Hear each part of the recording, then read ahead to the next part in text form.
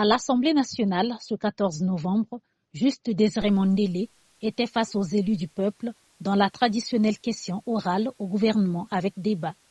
Le ministre de l'Assainissement urbain, du Développement local et de l'Entretien routier a été interpellé par le député Ulrich Ngomambu. Une question en deux sens. D'abord, une observation. Les sociétés qui ont fait des exploits en donnant une durée importante à ces routes par le biais d'un entretien permanent comme l'OCER, Office congolais d'entretien routier, et le RNTP, le Régie national des travaux publics, n'existent plus, laissant ainsi un vide préjudiciable.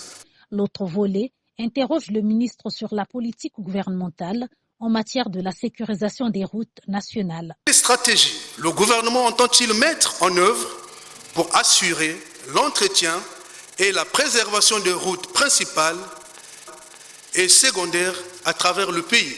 À la barre de la Chambre basse du Parlement, Juste Désiré Mondélé a commencé par démontrer l'importance des réformes entreprises dans ce secteur, réformes ayant conduit à la création du Fonds routier et de la Direction générale de l'entretien routier.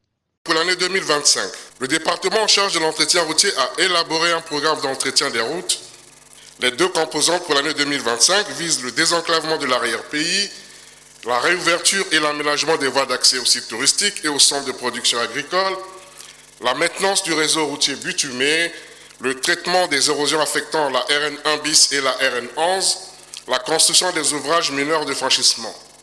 Il y a lieu de souligner que les interventions en matière d'entretien routier demeurent essentiellement conditionnées au ressourcement du fonds routier par le biais du budget de l'État. Toujours dans sa défense, le ministre de l'Assainissement urbain, du Développement local et de l'Entretien routier a rassuré l'Assemblée nationale sur les efforts du gouvernement visant à entretenir et moderniser les routes, facteurs du développement.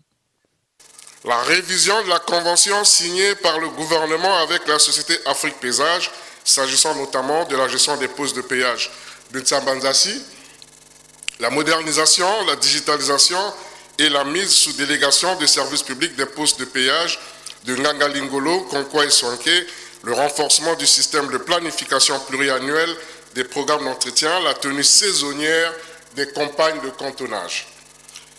Toute cette politique énumérée ne peut être rendue effective et donc soulager les populations que dans un contexte d'embellissement économique, ce à quoi s'attelle le gouvernement de la République, pour assurer un meilleur entretien du réseau routier national. Au cours de cette séance, 18 questions devraient être posées par 8 députés autour des thématiques clés comme l'économie, les infrastructures, la sécurité. Ce rendez-vous institutionnel permet aux représentants du peuple d'interpeller le gouvernement sur des questions d'intérêt national afin d'obtenir des réponses sur les politiques publiques.